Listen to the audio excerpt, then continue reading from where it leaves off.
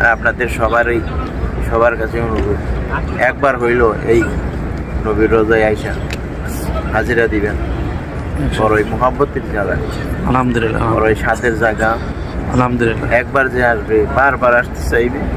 আলহামদুলিল্লাহ। সবার কাছে অনুরোধ, একবার হলো এই দয়াল নবীর রোজায় আসেন। আসসালামু আলাইকুম। জি আমার মা বাবার জন্য দোয়া করুন। জি, আমার মা যিনি আল্লাহ তাড়াতাড়ি সুস্থ করুন।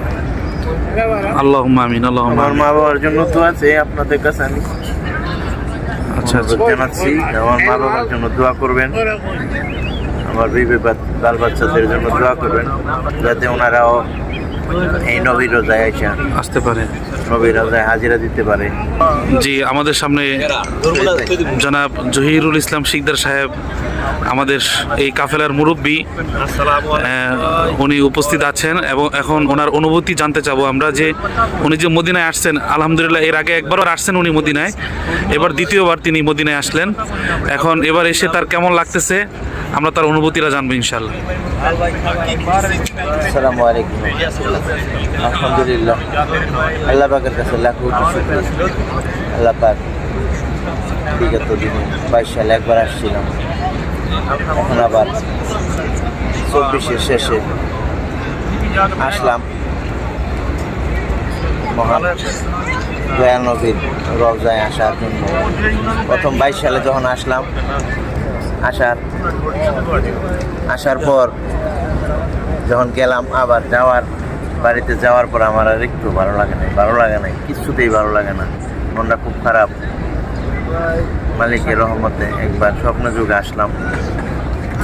স্বপ্নযুগে একবার মদিনায় আসছেন আর কি? মদিনায় আসলাম আবার, আলহামদুলিল্লাহ।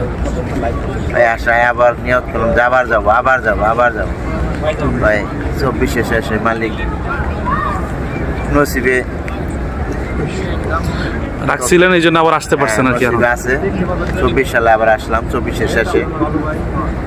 ভাই আপনাদের সবার কাছে দোয়া ভিক্ষা কামনা করতেছি। আবার আমি বড় হজটা করার ইচ্ছা। আলহামদুলিল্লাহ, দোয়া করবেন। আলহামদুলিল্লাহ। আমাদের এই হাজী সাহেব, আমাদের এই কাফেলার সভাপতি। আমার মা বাবার জন্য দোয়া করুন। জি, আমার মা যিনি আল্লাহ তাড়াতাড়ি সুস্থ করুন। আল্লাহুম্মা আমিন, আল্লাহুম্মা আমার আমিন। মা বাবার জন্য দোয়া আছে আপনাদের কাছে আমি আচ্ছা আচ্ছা, অনুরোধ জানাচ্ছি।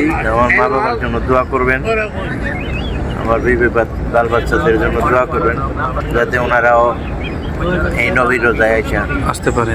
নবীর রোজায় হাজিরা দিতে পারে। আর আপনাদের সবার